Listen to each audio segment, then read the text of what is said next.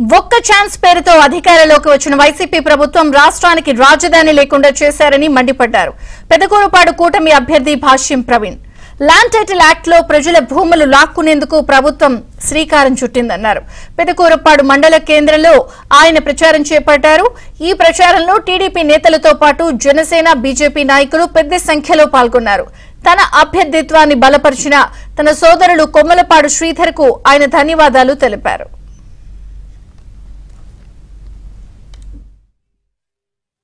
ఈ రోజున యువతకి అవకాశం ఇవ్వాలనే ఉద్దేశంతో చంద్రబాబు నాయుడు గారు నాకు అవకాశం ఇవ్వడం జరిగిందండి. ఆ అవకాశాన్ని నేను సద్వినియోగం చేసుకొని మంచి మెజారిటీతో ఈ సీట్లు గెలిచి మీరందరూ అభిమానాలతో ఈ సీట్లు గెలిచి మన నాయకుడు చంద్రబాబు నాయుడు గారికి పాల్గొనాలని నేను అనుకుంటున్నాను. మనకి అమరావతి కావాలంటే చంద్రబాబు నాయుడు గారిని, తెలుగుదేశం పార్టీని, కూటమిని మనం గెలిపించుకోవాల్సిన బాధ్యత మనందరి మీద ఉంది.